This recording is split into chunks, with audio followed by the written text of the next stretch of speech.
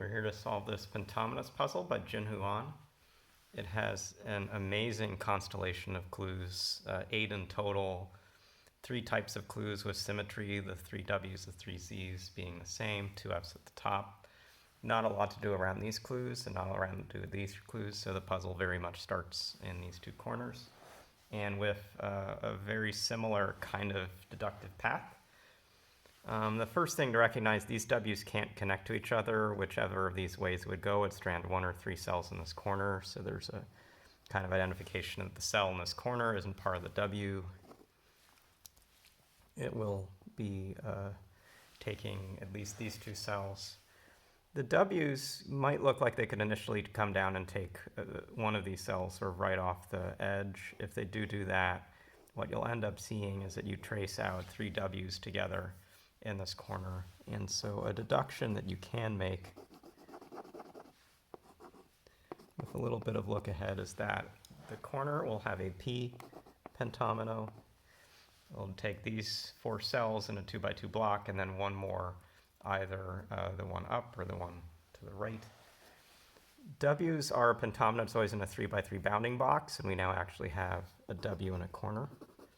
So this W and this W look like this. What we now have actually done is marked another kind of region that's leaving some space, and so this cell is going to be part of the next pentomino, and this cell is going to be part of the next pentomino. Notice that if the P comes up, it's going to push out the W. There's then an option where the other W also is pushed out and leaves behind a second P shape, or where the W comes close and stays snug, and that will force a different shape. And the deduction you'll end up getting, maybe not at this exact moment, it's more of this kind of rubber band approach, but if the W is up, the other W has to be up, so one is open and one is closed. If both of these are in the open state, then these 10 cells, 1, 2, 3, 4, 5, 6, 7, 8, 9, 10, will always form 2 P pentominos. We're going to see something exactly like that on this side, and so let's actually get started on the Z's. Just as on the left, the Z's can't themselves be part of the same group. Either of these shapes strands 2 cells, which isn't any good, so this corner cell, which isn't part of these Z's, is part of another group that's at least there. You can ask, does the Z take this cell 1 in? The same kind of logic when we were talking about the W's taking 1 cell in. If it does, get a Z shape like this. You now form an N over here, but that is, the Z will want to try to take the cell, and it's now blocked. If I sort of sketch that in, the Z now can't exist. And so the deduction, just as on the lower left corner, is that these Z's can't sneak in one more cell towards that corner. We have a 2x2 block, which will again form a P pentomino and take one of these cells. Z's are a pentomino that's in a 3x3 bounding box. We now have a corner. The center cell of a Z and the opposite corner from the other Z are always used by these, and so we can form these placements just as before. We now can do a little more thinking in this space.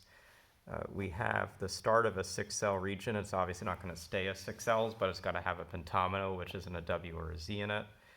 If this W takes the open form, takes these 2, and this cell is taken by P, this would leave only 4 cells left over. And so to give 6 cells to this region, sorry, at least 5. It will want to be exactly 5, but to not take out too many cells so it can't get to 5, like 4 would keep it from getting 5, we have to use these. That ends up where we have these 4 are certainly part of this pentomino, one of these 2, and that can be from either orientation of the Z. That puts in this P shape,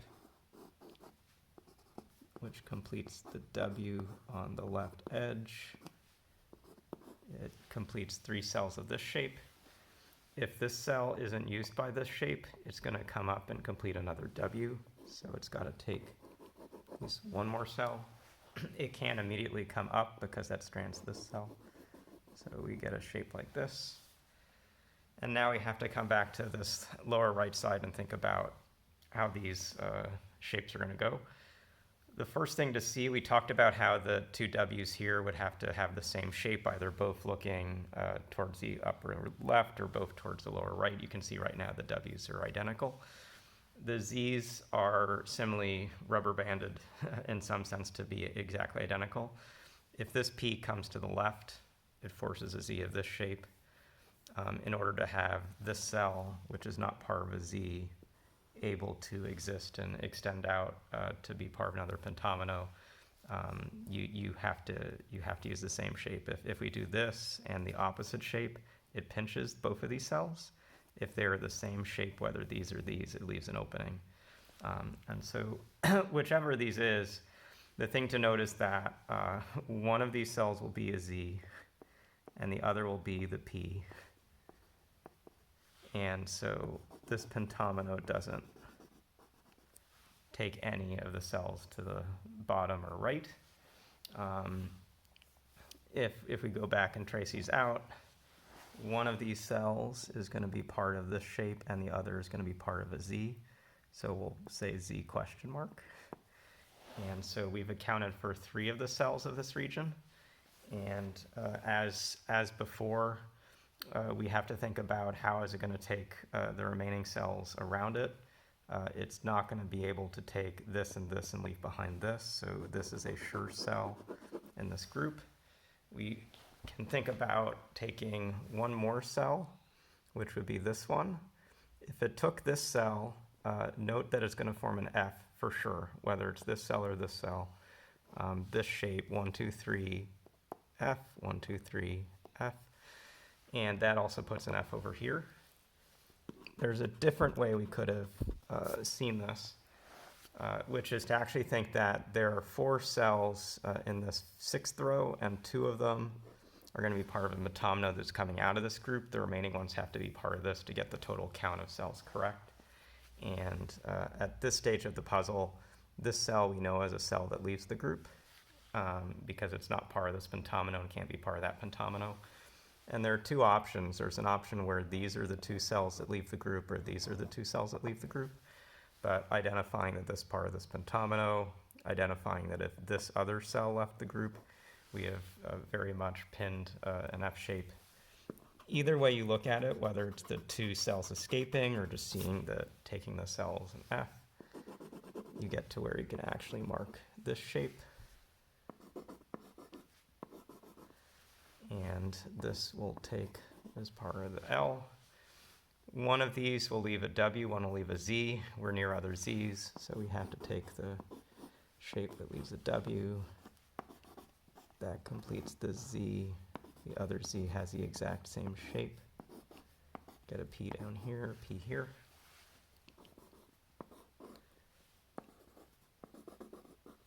We have the start of this 3-cell pentomino.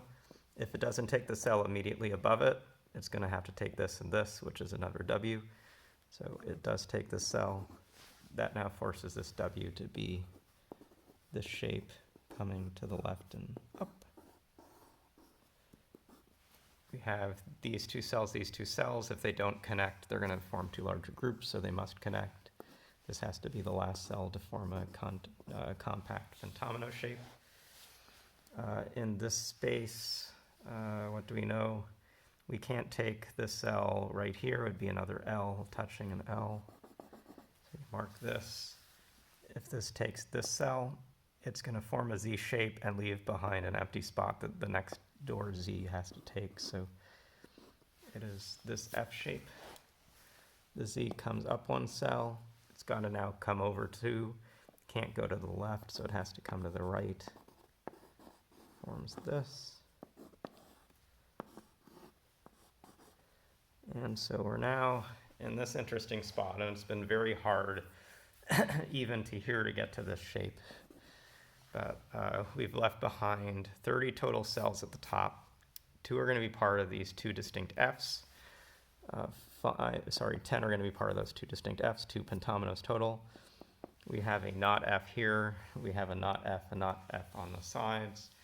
And we're going to have one more pentomino somewhere in the space. Right now we have mail to market, so we can kind of count 1, 2, 3, 4, 5 pentominos. A few ways to think about this. The first is recognizing we have an F right here, and Fs always are in a 3x3 bounding box. This F is going to have a hard time avoiding the top row. It actually, with this F pinning it, can't come down to the cell. And so whatever it does, it has some space where it's taking cells up top, in the same way this F is going to be blocking and taking cells up top. And so a first question to ask is, can you get 2 pentominos to the left of this F? If this were, say, an L and it was trying to take these cells, take another N, what you do is you've taken as many as these 10 cells, and the bounding box for this F comes over here. And so there's not enough room for another pentomino to the left of this F. So this F, wherever it hits the top row, leaves just this pentomino and itself. This F can't reach this corner cell. This can't reach this cell, so this is part of an F. We can start to think about, if this were the Y, is that an F shape? It's not. So the L takes this cell. This being part of the F actually finishes the whole F shape. We now have these 2 cells. They can't be part of an F. They're not part of this group. So this is our last pentomino that's up top. And the remaining bits of the puzzle will now be looking at these 4. There's only one pentomino that can take this upper rightmost cell, and that's number 5, as we've marked here. This F, again, has to reach somewhere to the top row as a bounding box. 6 coming all the way over to here would force the F to do this and block this off, so this has to be part of group 4. 5 now can take one of these 2 cells, but if it takes this top one, it's going to make a shape like this. It's going to strand a box, so it's going to be the Y shape. That completes this F shape. 3 takes this cell. This cell has to come all the way to 6. This has to take from here. 2 options, but one forms an F. This forms an X and a Y. And that is the unique answer to this puzzle. It's a masterpiece of visual design, really, really challenging logic. Some solvers may have run into some different challenges finding it out, but the way you have P shapes in each of these 2 corners that work together, the W's that have to look the same way, the Z's that have to look the same way, leaving but fine 5 cells here, not putting 2 F's in the middle here so that you have distinct pentominos. It gets up to this space, and the whole top of the grid even has an interesting final resolution by figuring out how to place these 2 F's, avoiding the F that's already in the middle of the grid. Really, really great Saturday puzzle, really great puzzle by JinHoo, and hope you learn a little bit about Pentominous in general by just working through this challenging puzzle. We'll see you again soon.